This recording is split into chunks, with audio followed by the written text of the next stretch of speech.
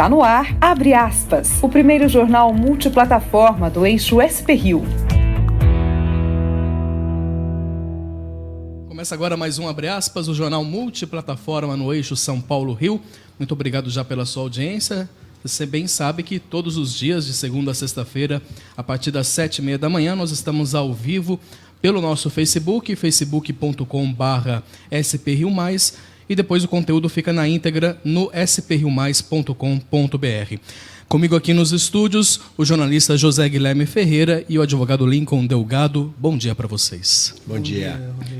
Hoje é quinta-feira, dia 18 de julho de 2018, e aos destaques da edição de hoje, o juiz que atuou aqui em Jacareí na década de 90 e condenado, por matar a esposa e perdeu o cargo. Ele perdeu o cargo, só que isso acontece 20 anos depois do crime ter ocorrido. Você vê como a justiça é lenta, aqui no país. O tribunal revê a decisão do juiz Sérgio Moro e condena a ex-mulher de Eduardo Cunha. A Cláudia Cruz foi denunciada por manter dinheiro não declarado lá no exterior. O corredor elétrico no eixo Rio-São Paulo inaugura 3 estações de recarga na Dutra, no Vale do Paraíba, incentivando aí o uso de veículos elétricos. A menos de R$100, passagens do aeroporto de São José dos Campos para o Rio de Janeiro começam a ser vendidas. E mais polêmica, viu? O presidente Donald Trump novamente muda o discurso, agora culpa o presidente Vladimir Putin por interferência russa nas eleições dos Estados Unidos. E na primeira conversa com os jornalistas, os 12 meninos lá que ficaram presos na caverna na Tailândia relatam medo e fome. Os garotos e o técnico do futebol receberam alta ontem do hospital. Aliás, hoje pela manhã, pelo horário lá da Tailândia, eles foram até um templo para agradecer. Bonita história, a gente vai contar essa história daqui a pouco para você. Estes e outros destaques dentro de instantes. Jornal Abre Aspas. Jornal Abre Aspas. Retornando com Abre Aspas na edição desta quinta-feira, dia 19 de julho de 2018, e vamos começando com o comentário do jornalista José Guilherme Ferreira.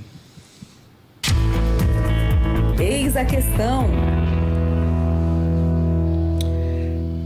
Pois é, enquanto a Embraer entrou a semana comemorando acordos para a venda de 300 aeronaves, negócio de 15 bilhões de dólares, o pré-candidato à presidência pelo PDT, Ciro Gomes, envia carta à Boeing e à Embraer condenando o negócio que está criando uma gigante na área da aviação comercial. Ciro vem dizendo, para a alegria da esquerda, que, se eleito, não vai permitir a continuidade da fusão. Nas cartas, sugere o cancelamento dos entendimentos entre as empresas e chama o negócio de manobra clandestina a poucos dias da eleição.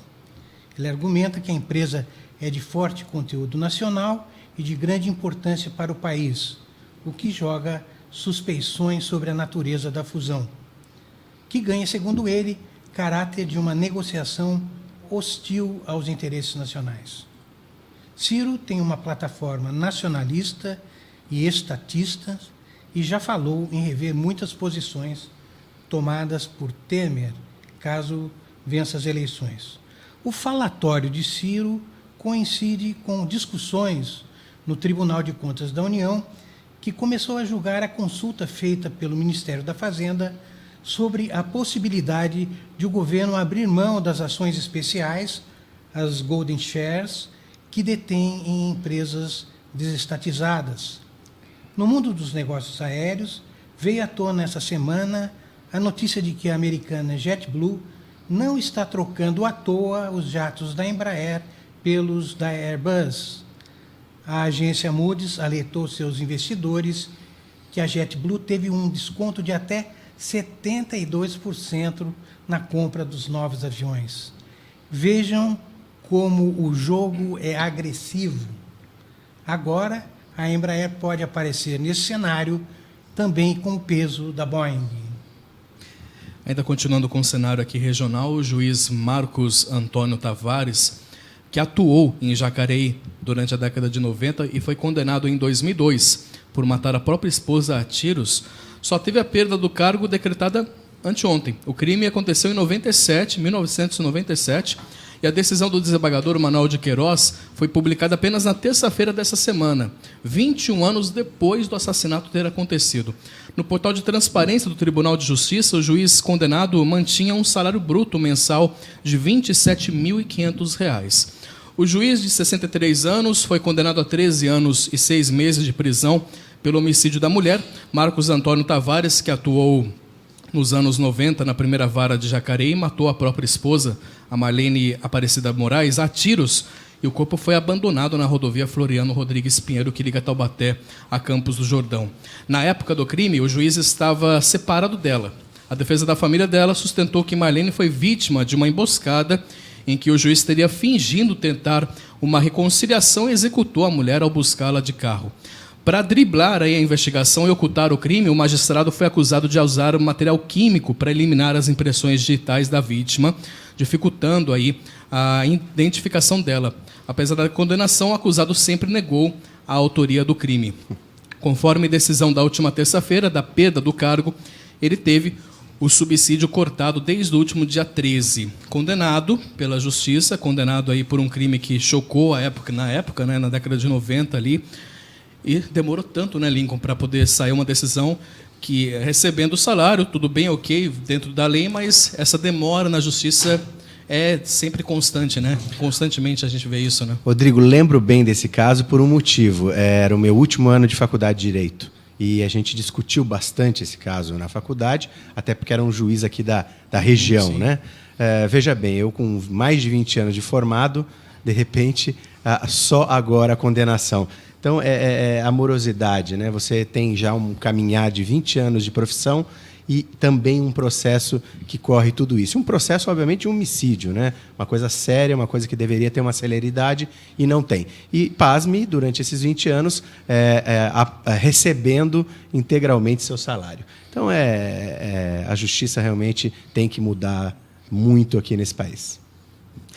A ministra Rosa Weber, presidente do Tribunal Superior Eleitoral, rejeitou nesta quarta-feira um pedido de integrantes do MBL, o Movimento Brasil Livre, para que o ex-presidente Lula fosse declarado inelegível. O MBL queria que o tribunal decidisse aí sobre o tema antes mesmo da candidatura de Lula ser registrada na Justiça Eleitoral. Segundo a ministra, trata-se de um pedido impertinente, pois a inelegibilidade somente pode ser questionada após a escolha do candidato mediante convenção partidária, cujo prazo só terá início no dia 20 de julho e após o registro de candidatura. De acordo com o PT, o registro da candidatura de Lula irá acontecer no dia 15 de agosto, quando o prazo será encerrado. Eu acho que foi um tiro no pé, né? Porque pediu uma coisa que ele nem é candidato ainda, né? Ele já pede para... E, ao mesmo tempo, já se sabe que será inelegível e colocá-lo na legenda do PT é a mesma coisa de dizer, olha, o PT está fora também da próxima eleição. É um risco aí que eles querem correr. Mas mostra que o MBL também está preocupado com essa questão do Lula ser... Causa uma insegurança, né, jurídica, Rodrigo, porque as pesquisas, ora apontam o Lula como candidato, ora apontam o Lula como não candidato. Isso também causa uma insegurança jurídica e, mais do que isso, né, uma confusão na própria população. Será ou não será candidato? Para o PT isso é lucro. Enquanto ele estiver na mídia, melhor. Aliás, também foi decidido a questão de... Foi pedido também, a defesa pediu para que pudesse haver a gravação lá na cadeia, né? O fotógrafo oficial do presidente, do ex-presidente, poderia ir até a cadeia, a prisão, para poder gravá-lo. Assim como já aconteceu com outros condenados, outros prisioneiros. Você pega a Suzane von Richthofen, Marcinho VP, tantos outros que são presos e que concederam entrevistas na cadeia. Então, a defesa de Lula também pedia, né, que houvesse essa possibilidade de haver declarações, algum vídeo e tudo mais, e foi negado. Né? A Justiça confirmou que não há possibilidade no momento, mas que, se aconteceu com um, não é uma regra, né, para que todos os condenados, para que todos os prisioneiros possam ter essa possibilidade de serem ouvidos na cadeia, de terem essa questão. O Lula está preso, então ele perde os direitos como prisioneiro de poder conceder entrevistas, de poder atuar, né, publicamente, mesmo sendo esse pré-candidato, mesmo ele considerando-se candidato, né? E veja onde ele foi parar, né? Se comparava a grandes estadistas como Getúlio Vargas e outros, e agora estão comparando com Marcola, com Suzane von Richthofen, quer dizer, colocando ele numa situação de presidiário mesmo, e com nomes, obviamente, que a gente gostaria de dispensar. A jornalista Cláudia Cruz, a esposa do ex-presidente da Câmara, Eduardo Cunha, foi condenada a 2 anos e 6 meses de prisão, com início da pena em regime aberto, após um julgamento de apelação do tribunal, feita pelo Tribunal Regional Federal da 4ª Região, lá em Porto Alegre, durante sessão nesta quarta-feira. Os desembargadores decidiram condenar a Cláudia pelos crimes de manutenção de depósitos não declarados no exterior. Cláudia havia sido inocentada no julgamento de primeira instância em um dos processos que apurou irregularidades em um contrato da Petrobras para a exploração do petróleo na África. Segundo denúncia do Ministério Público Federal, o ex-presidente da Câmara, Eduardo Cunha, recebeu propina. Nas negociações, Cláudia também teria sido favorecida com o montante, assegura o Ministério Público. O órgão recorreu ao TRF4 da absolvição de Cláudia, pedindo que ela fosse condenada. A defesa da jornalista também entrou com apelação no tribunal, pedindo a manutenção da absolvição dela. Ainda cabe recurso e Cláudia não deverá ser presa. A pena estipulada em segunda instância pode ser convertida em serviços comunitários, o que seria decidido pela Vara de Execuções Criminais de Curitiba. 7h47, nós vamos rapidamente para o intervalo, mas você permaneça conosco na sintonia, na audiência, agradecendo já você que está ao vivo no Facebook e também nos aplicativos da Rádio SP Rio Mais. Obrigado pela audiência, intervalo rápido, na sequência mais informações. Jornal Abre Aspas. Jornal Abre Aspas. Retornando com abre aspas desta quinta-feira, e a EDP inaugurou ontem um corredor elétrico aí entre São Paulo e Rio de Janeiro com a instalação de 3 postos de carregamento para veículos movidos à energia elétrica aqui na região. As estações de recarga estão localizadas em São José dos Campos, Guaratinguetá e em Queluz. A intenção é que esses postos atendam a frota de veículos elétricos que trafegam no eixo da Dutra. De acordo com o Detran, em um ano cresceu em 70% o número de veículos elétricos no Vale do Paraíba. As maiores frotas estão em Caraguá, seguida por São José dos Campos e Atibaia.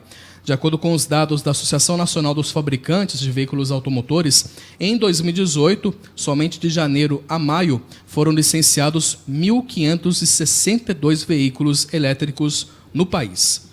Já dá para ver em São José, no dia a dia, veículos elétricos, você consegue já identificar. E também foi anunciado que a frota da Guarda Municipal deverá ser toda ela com veículos elétricos ou híbridos, né, na próxima troca. Então é uma realidade cada vez maior. Na Europa, a Tesla já despeja vários e vários modelos na Europa e acho que é uma realidade próxima também aqui do Brasil. É uma boa notícia, né? A Azul Linhas Aéreas já começou a venda de passagens no aeroporto de São José dos Campos. A volta dos voos comerciais começa a partir do dia 3 de setembro e, por enquanto, o Rio de Janeiro é o único destino, né? Será o primeiro destino aí. Serão 10 viagens semanais entre São José e o aeroporto Santos Dumont, ao preço de R$ 94,47. Está abaixo aí dos R$ 100, né? As saídas daqui de São José irão ocorrer às segundas, terças e quartas, às 9h45 da manhã e às quintas e sextas, às 7h20 da noite. Quem sair da região para o destino carioca também poderá fazer conexões, né, imediatas em outros aeroportos, como os de Vitória, Porto Alegre e também de Goiânia, finalmente dando uma utilidade para o aeroporto de São José dos Campos, né? Importante. E vamos ao cenário internacional. O presidente norte-americano Donald Trump disse nesta quarta-feira que considera o presidente Vladimir Putin pessoalmente responsável pelas tentativas russas de interferir nas eleições presidenciais dos Estados Unidos em 2016. Trump afirmou ainda que enviou uma mensagem muito forte a Putin sobre o assunto durante o encontro deles na segunda-feira. O tom não foi esse, né? Na conversa que eles tiveram foi bem amigável, mas depois ele falou que foi forte, foi duro. Enfim, O presidente americano tem sido criticado pela maneira como vem se expressando sobre o assunto desde que concedeu uma entrevista coletiva conjunta aí com o Vladimir Putin na segunda-feira, após o encontro privado em Helsinki, lá na Finlândia. Na ocasião, ele disse que não acreditava que a Rússia tinha interferido nas eleições de 2016, contrariando as indicações das agências de inteligência dos Estados Unidos, que inclusive apontam, né, que russos continuam tentando influenciar a política norte-americana e podem tentar aí novos ataques nas eleições legislativas deste ano. As declarações foram muito mal recebidas, até mesmo por aliados, né, de Trump no Partido Republicano, que as consideraram inaceitáveis. Na terça-feira, vamos à novelinha, né? Na terça-feira, em uma conversa com jornalistas na Casa Branca, o presidente americano afirmou que tinha se expressado mal e que, na verdade, queria dizer que não tinha por que a Rússia não ser culpada. Nessa quarta, entretanto, uma nova confusão surgiu quando um repórter perguntou se o presidente acreditava que os russos ainda estão visando os Estados Unidos. Trump fez um sinal negativo na cabeça, disse não, né?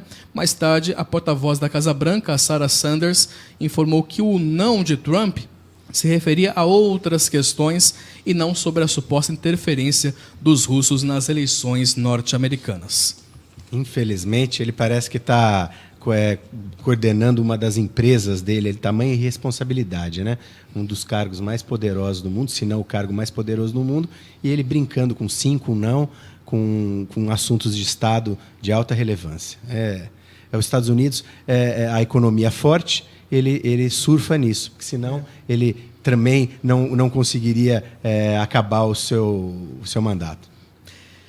E os 12 meninos e o técnico de futebol resgatados de uma caverna na Tailândia deixaram ontem o hospital em que estavam internados.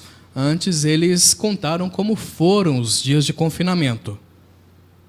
Este garoto disse que teve muito medo de não conseguir voltar para casa.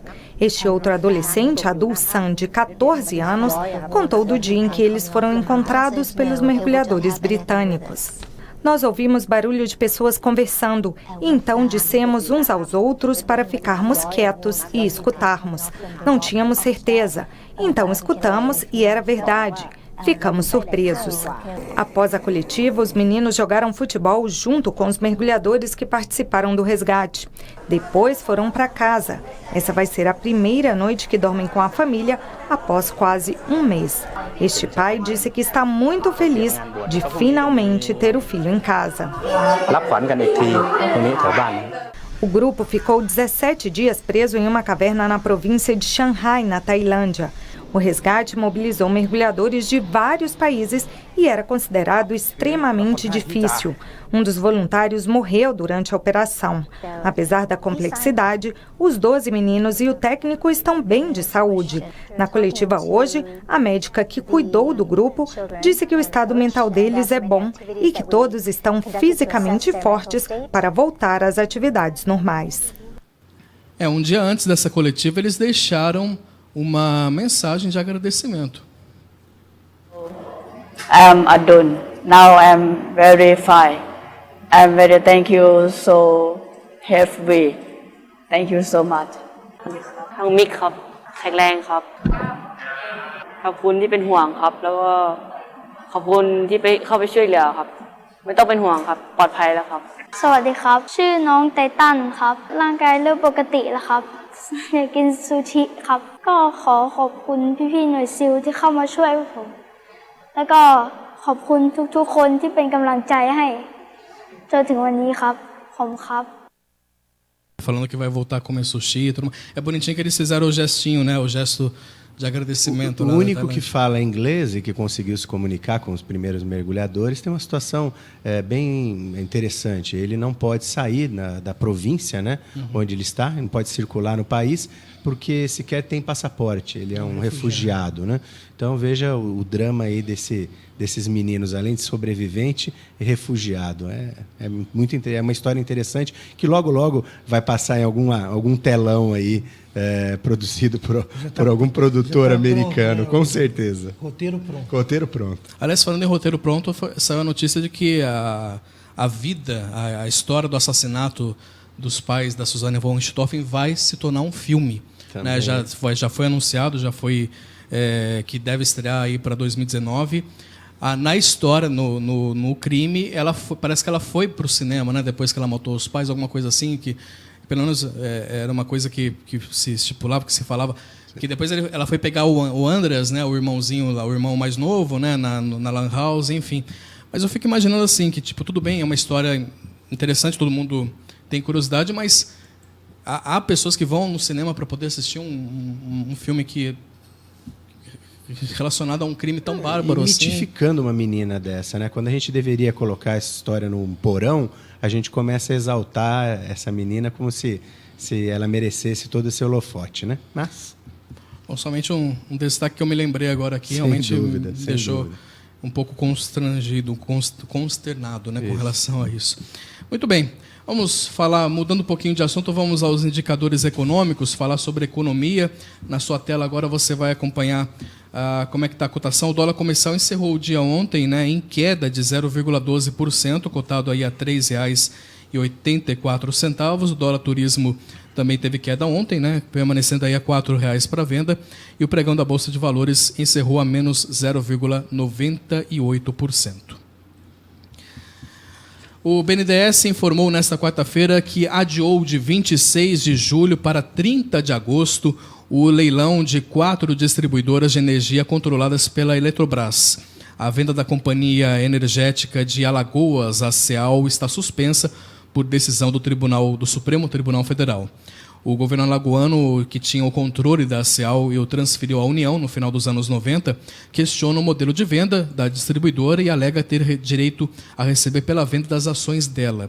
O ministro do STF, o Ricardo Lewandowski, chegou a convocar representantes do governo federal e também do governo de Alagoas, né, para tentar um acordo sobre o tema. Como não houve esse entendimento, o ministro concedeu então a liminar, suspendendo o leilão da companhia. Ao todo, 6 distribuidoras serão leiloadas e, segundo o BNDES, o leilão da Companhia Energética do Piauí está mantido para o dia 26 de julho. Os aposentados e pensionistas do INSS vão receber antecipadamente a primeira parcela do 13º salário. O decreto do presidente Michel Temer, autorizando o pagamento, foi publicado ontem e os beneficiários do INSS vão receber o dinheiro junto com a remuneração do mês de agosto. Essa antecipação, aliás, é uma prática que já acontece desde 2006, com algumas variações sobre o mês do pagamento, às vezes em agosto, às vezes em setembro. A segunda parcela será paga normalmente em novembro e o imposto de renda sobre o 13º também será integralmente cobrado lá no final do ano, como determina a legislação. A expectativa do governo federal é que a liberação do dinheiro antecipadamente vai injetar 21 bilhões de reais na economia e ajudar, então, a movimentar o setor de comércio e serviços. E foi enterrado ontem em Cuiabá o corpo da bancária Lilian Calixto, que morreu depois de um procedimento estético de aumento de glúteos, né, das nádegas, no último sábado no Rio de Janeiro. A namorada do médico acusado da morte e que teria ajudado no procedimento foi transferida, né, para a prisão de Benfica, lá no Rio. O médico Denis César Barros Furtado, mais conhecido como Dr. Bumbum, e a mãe dele, a Fátima, Maria de Fátima Barros, também suspeita, continuam foragidos. O médico Denis Furtado, o Dr. Bumbum, foi transferida hoje pela manhã para a unidade prisional de Benfica, na Zona Norte. Renata Fernandes estava presa desde domingo na 16ª DP, na Barra da Tijuca. A jovem, de 19 anos, é suspeita de participar do procedimento que provocou a morte da bancária Lilian Calixto, de 46 anos. Quando foi detida, ela negou a acusação. Mas auxiliar ele em procedimento, não. Eu não auxiliava ele em procedimento. Até porque eu não tenho formação para isso. A polícia continua investigando o caso e chegou a oferecer R$1.000 por meio do Disque Denúncia em troca de informações que ajudem a localizar e apreender o médico e a mãe dele. O cartaz com a recompensa foi divulgado pelo Portal dos Procurados na madrugada de hoje. Segundo a polícia, a mãe do médico, Maria de Fátima Barros Furtado, também participou do procedimento. Ontem, agentes estiveram no apartamento dele e encontraram material cirúrgico e medicamentos. A advogada dele, só para complementar, a advogada dele afirmou que ele está com síndrome de pânico, então por isso ele não foi se apresentar à polícia. e disse que ela está negociando junto com os policiais a entrega dele, mas ela não respondeu várias perguntas. Uma delas foi por que ele fazia procedimentos cirúrgicos na casa dele, por que contratava pessoas que não tinham nenhuma formação médica para também atuar. E também a principal pergunta delas, a principal pergunta também é com relação a onde que ele está, né? Ele permanece foragido, mas aí ficou várias perguntas aí pendentes. Ele usava as redes sociais, né, como principal canal de comunicação, as mesmas redes sociais, como o Instagram, onde tem lá um desfile de corpos irreais, muitos deles também feitos por cirurgiões plásticos e não pela academia, e aí então ele fica com esse exército de mulheres e homens querendo ter um corpo de artista lá que vive para aquilo, né? E se submete a uma situação de ir a um apartamento para ter uma intervenção cirúrgica. É algo fora do normal. Nós vamos para um breve intervalo. Na sequência, ao vivo aqui, uma entrevista com o secretário de Proteção ao Cidadão aqui de São José dos Campos, para a gente comentar também um pouquinho sobre a segurança aqui na região e falar sobre a atividade delegada, que já tem um balanço aqui dos primeiros 6 meses deste ano. O intervalo é rápido, na sequência tem mais informações. Jornal Abre Aspas. Jornal Abre Aspas. Retornando com a edição desta quinta-feira do Abre Aspas aqui na SP Rio Mais, agradecendo a sua audiência pelo nosso Facebook, na facebook.com/SP Rio Mais, e depois na íntegra você acompanha no nosso portal spriomais.com.br, além também dos aplicativos, né, da Rádio SP Rio Mais, que você também ouve a nossa transmissão. Para você que está acompanhando pela transmissão com imagem e som, já percebeu a presença do secretário Antero Baraldo, de Proteção ao Cidadão aqui de São José, a qual eu quero agradecer mais uma vez a disponibilidade de estar conversando com a gente nessa manhã. Bom dia, secretário. Bom dia, eu que agradeço o convite. Aproveito a oportunidade também para cumprimentar todos aqui da mesa, cumprimentar aqueles que nos ouvem e nos assistem.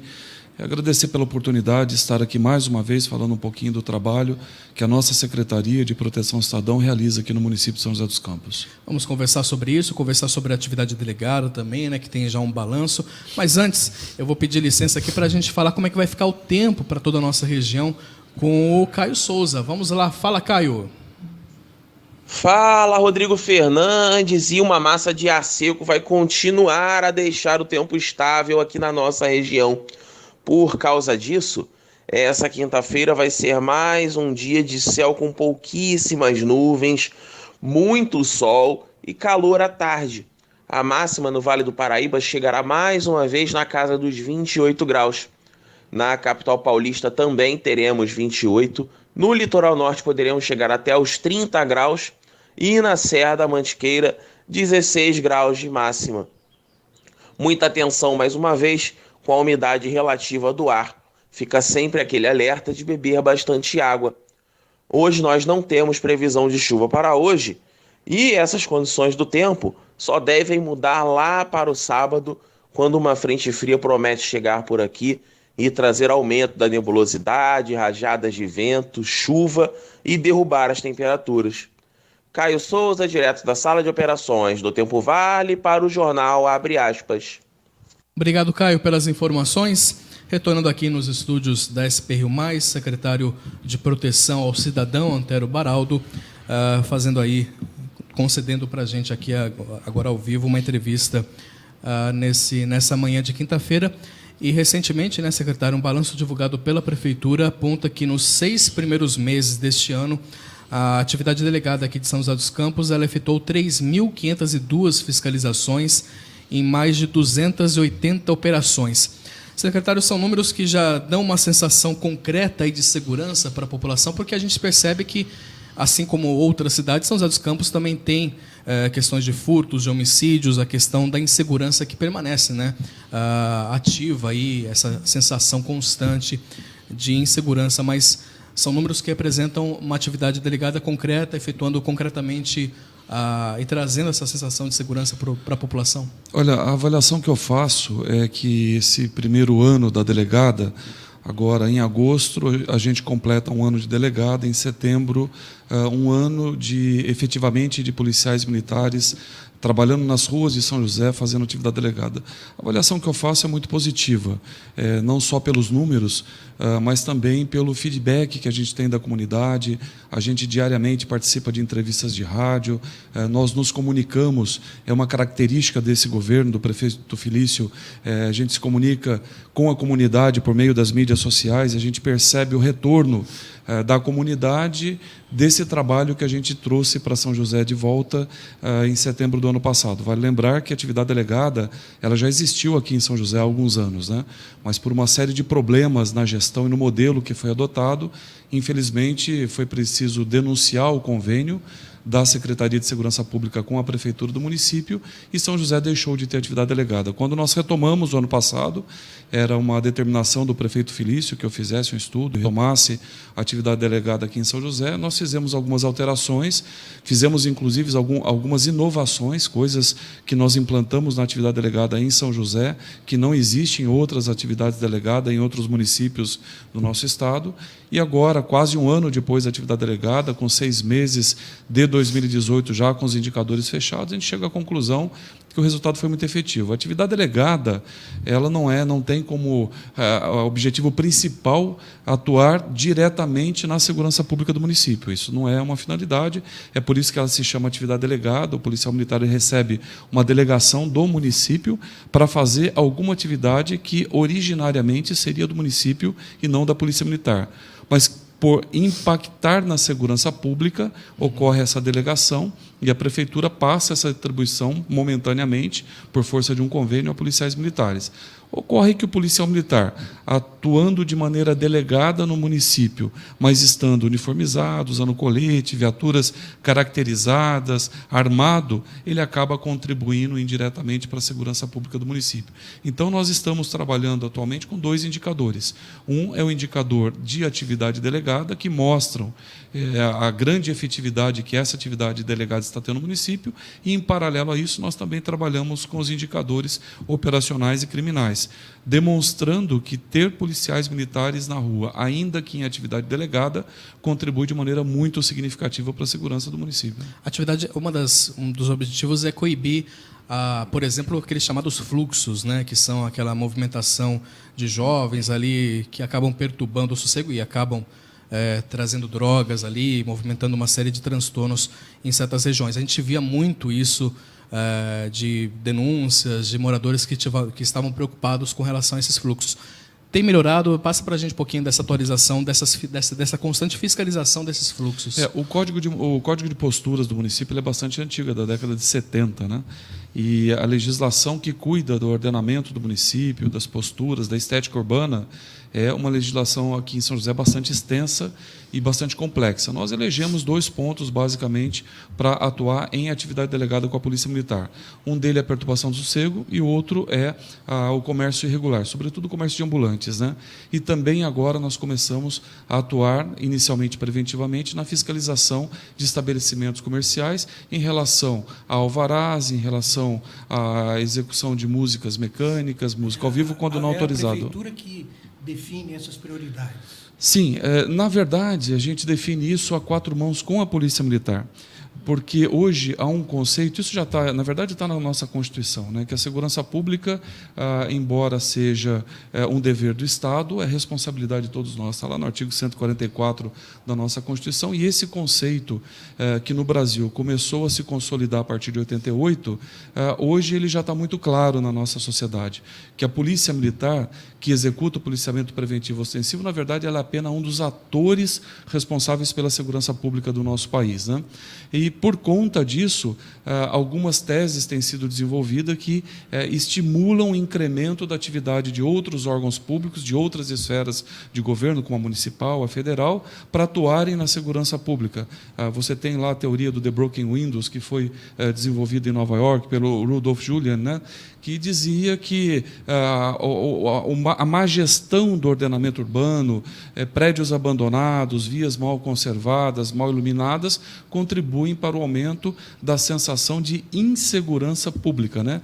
Em São José, o ex-prefeito Emanuel Fernandes tinha um combate forte que acho que se seguiu com relação às pichações, né? Pichou, no dia seguinte já está pintado de novo o muro, o município fazendo isso, para dar essa sensação realmente de ordenamento, né? De não abandono. Então, né, esse é um outro programa que é da minha secretaria também, e assim como a atividade delegada, teve um problema de solução de continuidade, né? Agora, no ano passado, nós retomamos o projeto anti-pichação, e tem tido também bons resultados na cidade. Mas, por conta disso, a gente acaba discutindo com a polícia quais questões da prefeitura, da gestão da prefeitura, pode contribuir de maneira positiva na segurança pública do município. E aí, discutindo com a polícia, que a gente chegou à conclusão que, de toda uma gama de possibilidades que existem na fiscalização de postura e estética urbana do município, essas duas questões, que é a questão do barulho, a questão do estabelecimento comercial e a questão do comércio irregular e ambulante, que poderiam ser feitos pela Polícia Militar, trazendo com isso uma contribuição significativa também para a segurança pública do município. Então, a coisa é mais ou menos assim que funciona. Nós temos uma comissão paritária, composta por membros da Prefeitura, são pessoas da minha secretaria, a Secretaria de Proteção ao Cidadão, e membros da Polícia Militar, e todas as questões relacionadas à atividade delegada são discutidas mensalmente por essa comissão paritária. Inclusive, a escala de serviço, nós tentamos fazer uma escala o mais dinâmica possível, para que ela consiga atender de maneira rápida a mudança, a alteração de cenário, né? Você falava agora há pouco do problema da perturbação do sossego, especificamente no que diz respeito ao fluxo. Quando nós assumimos a secretaria, eu fui o único secretário que não assumiu em janeiro, eu acabei assumindo no comecinho de abril, finalzinho de março, comecinho de abril do ano passado. Nesse período do ano passado, nós tínhamos um fluxo, por exemplo, na Anchieta, sábado à noite, que ninguém passava. Você chegava sábado à noite ali na Avenida Anchieta, no centro da cidade, um dos pontos turísticos do nosso município, e você não conseguia passar de carro e, muitas vezes, nem de pé a pé você passava, porque você não se sentia seguro em passar naquela multidão de pessoas usando bebida alcoólica, ouvindo som muito alto, né? Aqueles cones que se põem, hoje... Tem a ver com isso? Nós mantivemos, porque quando nós detectamos aquele problema na Anchieta, nós começamos ali o processo de acompanhamento desses movimentos de fluxo do município e de planejamento e evolução da nossa estratégia para acompanhamento e combate dessa prática do fluxo no município. E lá, quando nós começamos, em abril, maio do ano passado, a fazer essas operações na Anchieta, desde lá nós temos mantido essas operações aqui no município, e dela participam a Secretaria de Mobilidade Urbana, com seus agentes de mobilidade, a Secretaria de Proteção ao Cidadão, com a Guarda Civil Municipal e com a fiscalização de posturas, e a própria Polícia Militar. Cada um desses órgãos participantes dessa operação define a melhor estratégia para aquele espaço físico. E isso foi definido pela Secretaria de Mobilidade, funcionou, e nós temos mantido até agora essa canalização, né? Nós colocamos ali um estreitamento da via, naquele espaço nós colocamos agentes de mobilidade, guardas civis municipais e também policiais militares, dependendo da demanda que nós temos de veículos e de pessoas naquele momento ali. Porque precisa ter muito cuidado com isso, né? Porque a questão da reunião de jovens num determinado local, isso é uma coisa que acontece mesmo, né? Sempre aconteceu, sempre né? aconteceu. É até desejável, então, né? É desejável. Eu acho que como atuar é difícil, né? Porque nem todo mundo que está ali vendo o pôr do sol está ali consumindo. Ele está vendo o pôr do sol às vezes só, né? Então, como que vocês lidam com essa necessidade do jovem se reunir com essa coisa que leva para um outro aspecto do fluxo? E eu queria colocar mais um aspecto de uma periferia sem uma assistência de lazer adequada. Onde eu quero chegar com isso? Talvez se esses jovens tivessem atividades ou um local próprio para desenvolverem a sua música, a sua arte, a sua cultura, ou então a sua reunião, nós teríamos, com segurança ou de alguma maneira também fomentado pela prefeitura, nós talvez teríamos alguns locais mais adequados para isso. Não sei, penso que também não é só o combater o fluxo, mas sim dar a oportunidade de que ele seja feito de uma forma ordenada e mais segura possível. Essa é uma política correta, secretário? É interessante que a sua pergunta nos traz a oportunidade de passar uma informação bem interessante para aqueles que nos ouvem ou aqueles que nos assistem, né? Na verdade, eu acho que hoje a gente vê menos atividades de fluxo em São José por um conjunto de ações que estão sendo realizadas. De fato, o assunto é muito complexo, né? Porque a nossa ideia é estimular as pessoas a utilizarem os espaços públicos. Nós queremos, de fato, que o jovem vá para a rua, que as famílias possam utilizar os espaços públicos para passear com seus filhos, seus animais de estimação, possam se reunir, conversar, se confraternizar, mas é claro que tudo isso dentro de uma ordem, né? E trabalhar na área de segurança pública não é fácil, porque esse é o seu papel, né? É fazer esse controle social e apontar para a comunidade o momento em que determinadas pessoas estão passando dos seus limites, né? A gente não pode esquecer que o limite daquela pessoa termina onde começa o limite do seu vizinho, né? E esse é o nosso papel. E não é muito fácil porque não é muito simpático, né? Você chegar para a pessoa e falar: olha, meu querido, você está ouvindo o som aqui numa altura que ninguém consegue se comunicar numa avenida aí que tem 200, 300 metros, entendeu? Ou seja, aqui nessa avenida hoje só se ouve o seu carro, só se ouve a música que vem do seu veículo.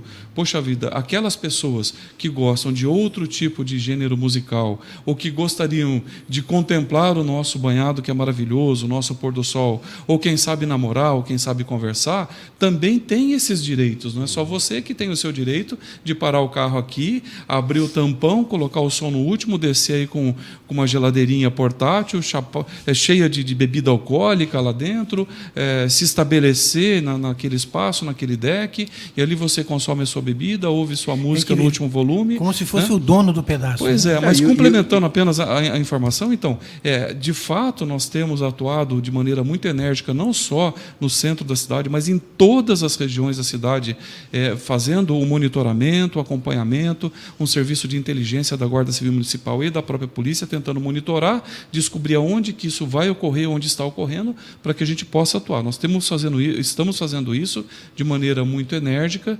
com bastante efetividade. Nós hoje temos muito poucos registros de fluxo no município, mas complementando a minha resposta, até indo ao encontro do que você levantou agora há pouco, né? No município nós começamos, sim, do ano passado para cá, a ter uma opção de lazer para os nossos jovens, né? Hoje, se você vê a programação, por exemplo, da Fundação Cultural Cassiano Ricardo de São José, diferente do que foi no passado, ela não está limitada aos teatros aqui do município, às praças da região central do município. Hoje você vê programação da Fundação Cassiano Ricardo até no bairro mais distante do município. Você vai hoje lá, recentemente nós tivemos um evento grandioso ali na região do Pinheirinho dos Palmares, e um evento patrocinado e organizado pela Fundação Cassiano Ricardo. Ou seja, se por um lado nós estamos levando a prevenção e o combate àqueles que não sabem e não conseguem respeitar regras mínimas de convivência, por outro lado, a Prefeitura do ano passado para cá começou a apresentar para os nossos jovens opções outras de lazer. Você pega, por exemplo, o projeto Conexão Juventude, né? Hoje esse projeto é realizado nos 4 cantos da cidade. São programas que duram o dia inteiro com N opções de lazer e cultura para os jovens do município. E a cada dia aumenta mais o número de jovens participando desses projetos, desses programas, inclusive trazendo uma demanda adicional de segurança para a GCM também, né? Para a Guarda Civil Municipal, porque é minha responsabilidade e daqueles que trabalham comigo prover segurança para esses eventos. Então eu acho que a gente começa em São José dos Campos a mudar um pouco esse cenário. A gente começa a entrar no cenário muito mais positivo. Na medida que a gente começa a oferecer oportunidades e alternativas para o nosso jovem, quer pela Fundação Cassiano Ricardo, quer pela Secretaria de Esporte e Qualidade de Vida, com esses eventos Conexão Juventude, e, ao mesmo tempo, fazendo um monitoramento daquilo que foge à regra, que foge à normalidade, né? Secretária, a competência da União e do Estado com relação à segurança, mas a gente vive no município, né? Consome no município, trabalha no município, estuda no município, então a insegurança que vem é de cada município mesmo, coordenando aí a sua segurança. Nos Estados Unidos existe uma forma muito interessante de trabalhar, que são os conselhos. E não diria nem conselhos municipais, conselhos às vezes de bairro mesmo, né? O conselho ali no dia a dia, ele sabe o que está acontecendo no bairro, ele sabe qual o problema a ser atacado e há uma interação direta com a polícia, o que é interessante também. Você sabe, inclusive, o nome do policial que está atuando ali no teu bairro para ter essa intimidade com a população. Isso funciona de uma forma muito interessante. A gente tem um Conselho Municipal de Segurança aqui em São José dos Campos. Não seria interessante a gente descentralizar e também pegar minimamente por regiões e criar alguns conselhos onde a polícia possa ter essa interação quase que direta com a população? Olha, na verdade, nós já temos algo muito próximo disso, porque nós temos aqui no município 5 conselhos comunitários de segurança, que são órgãos vinculados ao governo do Estado de São Paulo. Os membros que possuem titularidade nesse conselho são os delegados de polícia e os comandantes da Polícia Militar. Eles detêm a titularidade do conselho, que são presididos, são dirigidos por membros da comunidade. Então, é um conselho que a comunidade organiza, que a comunidade dirige, mas que as polícias, tanto civil como militar, têm por força de regulamento a obrigação de participar. Então, aqui em São José dos Campos, nós temos um modelo muito interessante, porque nós temos os conselhos comunitários de segurança, que reúnem os gestores setoriais de segurança pública com a comunidade, dentro de um colegiado composto pela própria comunidade, dirigido pela própria comunidade, mas com a participação daqueles comandantes setoriais. Ok, e no município, aqui na prefeitura, nós temos o Conselho Municipal de Segurança, que se reúne uma vez por mês e que congrega os presidentes desses conselhos comunitários de segurança. Isso é um modelo que não existe em outras regiões. São poucas as regiões que têm um modelo semelhante ao nosso. Nós temos, lá na ponta da linha, capilarizados os CONSEGs, que se reúnem com a comunidade e trazem para o Conselho Municipal de Segurança aquelas questões mais relevantes, mas, sobretudo, aquelas que o município pode, de alguma maneira, contribuir. Essa é uma maneira como o município, embora não tendo a responsabilidade principal pela segurança do município, mas entendendo que devemos participar ativamente em parceria com as polícias, tentando levar uma sensação maior de segurança para o município, essa é uma das iniciativas, ter o Conselho Municipal, congregando todos os presidentes de CONSEG e se reunindo periodicamente, né?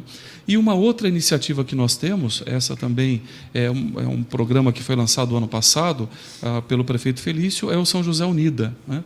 Então, se por um lado nós temos um fórum de discussão que se reúne com a comunidade, com as representações comunitárias, com os presidentes de CONSEG, membros da OAB, representantes do Poder Legislativo, do Comus, da Educação e diversos outros órgãos. Por um lado, a gente tem esse órgão colegiado que busca se aproximar da comunidade e buscar lá na comunidade aquelas questões de segurança que o município pode contribuir.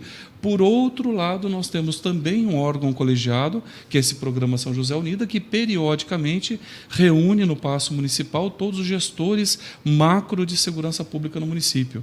Então, quando nós nos reunimos, por exemplo, vem o delegado titular da Polícia Federal do município. Na última reunião tivemos com o Dr. Célio presente, o nosso seccional estava na reunião também, a nossa delegada de defesa da mulher estava lá, os comandantes dos 2 batalhões, o oficial responsável pelo planejamento operacional do Comando de Policiamento do Interior 1 de toda a região metropolitana, o DETRAN estava presente, então, além de todos os órgãos da prefeitura que participam de alguma maneira da segurança pública do município. Então, eu vejo assim, eu trabalho há quase 30 anos na segurança pública, ou em atividades relacionadas à segurança pública. E aqui em São José dos Campos eu vivo há aproximadamente 15 anos. E, dando um testemunho hoje como secretário, mas também como cidadão, eu confesso que eu nunca vi, nesse período todo em que estive em São José dos Campos, um momento de tanta sinergia entre os órgãos de segurança pública do município e o poder público municipal, né? Secretário, a gente quer agradecer, que o nosso tempo já está se esgotando, mas eu acho que é importante sempre, é o papel do poder público, o papel sempre da Prefeitura de estar prestando esclarecimento, de estar apresentando também soluções e mostrando as ações, né, para a população, sempre esse contato permanente, e agradecer a sua presença aqui conosco e que os trabalhos continuem aí, que as ações por parte da sua pasta permaneçam aí trazendo mais segurança para o nosso município. Obrigado, secretário. Olha, a gente está nesse período que está trabalhando com o pessoal da Secretaria de Proteção ao Cidadão, se preocupando muito em valorizar o profissional. Isso era uma demanda do nosso prefeito, que eu tivesse um olhar muito sensível, muito atento ao nosso servidor, porque é ele que é o responsável em prestar um bom serviço à comunidade e ele precisa ser tão valorizado quanto a gente pretende valorizar a nossa comunidade. E uma outra frente de trabalho também é o investimento em tecnologia. Nos próximos dias a gente começa a entregar os veículos elétricos aqui, já estamos recebendo na secretaria, estamos na fase agora de envelopamento, colocando giroflex, sirene, rádio, caracterizando esses veículos e, ao que tudo indica, até onde nós sabemos, nós teremos em São José dos Campos a maior frota de segurança elétrica do mundo ocidental. Nós não temos, por enquanto, uma outra notícia de veículos elétricos em tão grande número empregados na segurança, né? E detalhe, aqui na região fala-se muito em veículo elétrico, mas, na verdade, a gente está falando de veículo híbrido, né? Então, a gente está falando de veículo que é a combustão e, ao mesmo tempo, elétrico. Esses veículos que nós trouxemos são 100% elétricos. E veículo 100% elétrico no município você praticamente não vê. Então, é uma inovação que a gente traz para o município, contribuindo para um serviço ainda melhor de segurança para a comunidade, contribuindo também para o meio ambiente, na medida que esses veículos não emitem ruído, na medida que esses veículos não emitem gases. Se tivéssemos que plantar árvores apenas para sequestrar o dióxido de carbono que seria produzido por esses veículos se fosse a combustão, estaríamos falando na ordem de 3.500 árvores. Então, esse é o trabalho que a gente está fazendo pela sociedade, pela comunidade joseense, e a gente agradece muito a oportunidade de estar aqui passando um pouco dessas notícias e dessas novidades à nossa comunidade. Muito obrigado. Ótima semana. Obrigado, igualmente. A gente vai para um breve intervalo, porque na sequência a gente ainda encerra com o esporte. Falando do esporte, é a rodada do Brasileirão. São Paulo venceu, o líder, né? Também teve vitória do Corinthians, né? Enfim, vamos comentar daqui a pouco com o Ail Marques. Jornal Abre Aspas. Jornal Abre Aspas.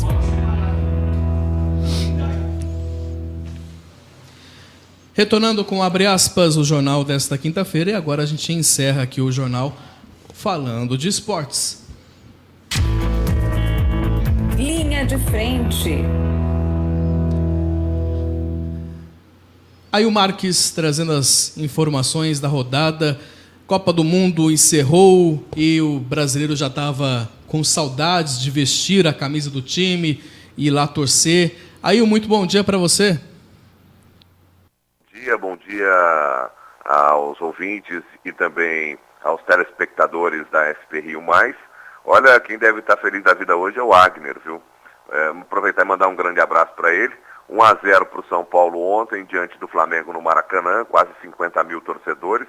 O São Paulo se aproveitou dessa parada para a Copa e se reorganizou. O Aguirre conseguiu aí montar um São Paulo mais forte, mais consistente, e acabou aí conseguindo um resultado bastante importante. O Flamengo errou muito nas finalizações e o árbitro da partida chegou a dar 9 minutos de prorrogação, vamos colocar assim, de tempo extra no final do jogo, mas acabou voltando e deu apenas 7. Ele marcou 9, mas voltou e deu 7. Era um exagero 9 minutos também. Mas vamos lá. O São Paulo venceu e com o resultado encostou no Flamengo, que tinha 4 pontos de vantagem. E se tivesse vencido ontem, abriria 7, mas como não aconteceu, São Paulo conseguiu segurar aí o líder do Campeonato Brasileiro. E pode assumir a liderança já no próximo sábado, o tricolor diante do Corinthians. Ontem também tivemos a vitória do Ceará por 1-0 sobre o Sport. É a primeira vitória do Ceará no Campeonato Brasileiro. O Vitória que foi comandado ontem pelo Lisca. É sucesso total lá no Nordeste, o Lisca, e acabou aí conseguindo a primeira vitória com o vovô. O jogo não foi no Castelão, foi em Fortaleza, mas foi no Presidente Vargas, que é um estádio menor e também muito tradicional lá na capital cearense. O Vitória fez 1-0 no Paraná jogando no Barradão. O Corinthians venceu o Botafogo 2-0 mostrando uma consistência maior também. O Corinthians, que teve aí os gols do... Só lembrando que o gol do São Paulo foi do Everton, ex-Flamengo. O Corinthians venceu o Botafogo 2-0 com gols do Rodriguinho e do Romero. Mais ou menos os mesmos, né? Mostrando aí um pouco do repertório de parada da Copa. E o Corinthians acabou conquistando um resultado importante e também mostrando que o Cássio treinou bem na seleção, viu? Porque ele fez excelentes defesas ontem na partida diante do Botafogo. O Grêmio venceu o Atlético Mineiro por 2-0 e subiu também na tabela de classificação do Campeonato Brasileiro. Hoje fecha a 13ª rodada, Cruzeiro e América no Mineirão, Chapecoense e Bahia na Arena Condá, aí às 19h30, os dois. Às 8 da noite tem clássico no Rio de Janeiro, em São Januário, Vasco e Fluminense. E no Pacaembu, às 8 da noite também, clássico em São Paulo, Santos e Palmeiras. E às 9 horas da noite, lá na Arena da Baixada, em Curitiba, o Atlético Paranaense enfrenta o Internacional. Com os resultados de ontem, a classificação do Campeonato Brasileiro deu uma pequena mudada, mas o Flamengo se manteve líder com 27 pontos. O São Paulo subiu a 26, ao segundo, ultrapassando o Atlético Mineiro, que ficou com 23, é o terceiro colocado. Mesma pontuação do Grêmio, que perde no número de vitórias para o Galo. É o quarto colocado com 23 pontos, seriam os 4 que iriam direto para a Libertadores nesse momento. O Internacional, o quinto, com 22, só que o Inter joga hoje e pode chegar à terceira colocação. O Palmeiras é o sexto colocado com 19 pontos, pode ultrapassar o Internacional aí, caso vença e o Inter perca.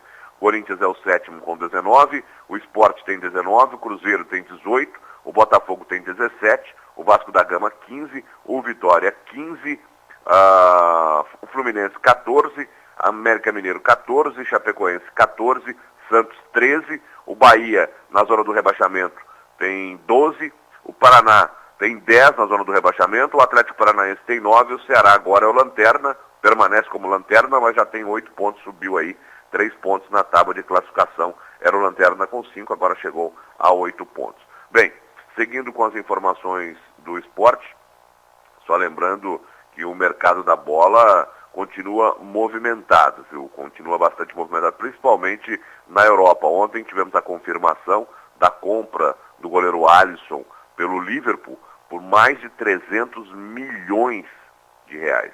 É a maior transação de um goleiro na história do futebol. Já tinha sido de um brasileiro, a ida do Ederson do Porto para o Manchester City. O Éder, que foi reserva na seleção brasileira durante a Copa. E o Alisson, que foi titular, foi agora pelo maior preço pago até aqui a um jogador na posição. Portanto, mais uma negociação aí nesse período de Copa do Mundo. Lembrando que o Cristiano Ronaldo já se apresentou lá na Juventus.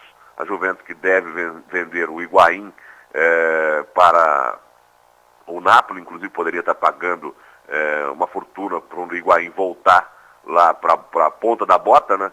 Já que o Napoli tinha perdido o Higuaín para a Juve, pode recomprar o jogador. Isso tudo aí pode mudar também lá na Europa. Por aqui, viu, o Rodrigo, a situação ainda está em aberto. Alguns clubes poderão perder alguns jogadores nessa janela de transferência que vai até o final de agosto. O presidente do Real Madrid, por exemplo, já avisou que vai levar 2 galácticos para lá. Ele pode buscar em qualquer lugar do mundo. Dinheiro não falta, e vontade de jogar no Real Madrid é o que não falta para essa boleirada toda aí, mundo afora. Bem, a gente volta amanhã para falarmos aí da rodada do final de semana e das outras modalidades esportivas. Vamos falar também do Campeonato Paulista de Basquete Masculino, que já vai começar na próxima semana aí com a participação de Mogi das Cruzes. E a novidade no Paulistão, o Corinthians voltando aí a participar da competição e mais ainda classificado para o NBB também vai ser destaque. O vôlei de Taubaté também já se preparando aí para novas atividades, a seleção brasileira não podendo contar com alguns atletas no vôlei masculino, enfim, tudo isso é assunto aqui no Abre Aspas, amanhã a partir das 7h30 da manhã, quando começa aí, né? Mas a gente vai estar falando de esporte no finalzinho da jornada aí. Um grande abraço. Muito bem, obrigado ao Will Marques. Somente para a gente complementar as informações, o Ail deu o destaque aí do regional. O time do São José já anunciou o elenco, né? Teve aquelas indas e vindas se ia disputar ou não o Campeonato Paulista. Ele já definiu aí o elenco para disputar o Campeonato Paulista. Aí o comando é do Paulo César Jaú, né? Tem reforço aí que disputou a Liga de Ouro. Basquete, né? Jogadores o basquete. O São José estreia na competição no domingo, dia 29, contra o Paulistano.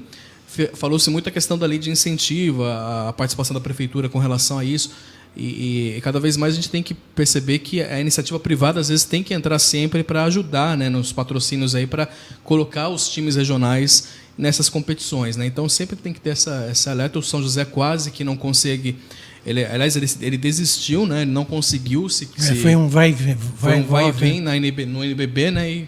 E fica isso, né? Infelizmente, às vezes as administrações públicas tendem a esquecer um pouquinho, deixar de lado um pouco o esporte. E não pode, né? Tem que ter esse cuidado também, essa cautela com o esporte. Mas está aí, São José estreia na competição e boa sorte ao São José Basquetebol, no domingo, dia 29, contra o Paulistano. É isso.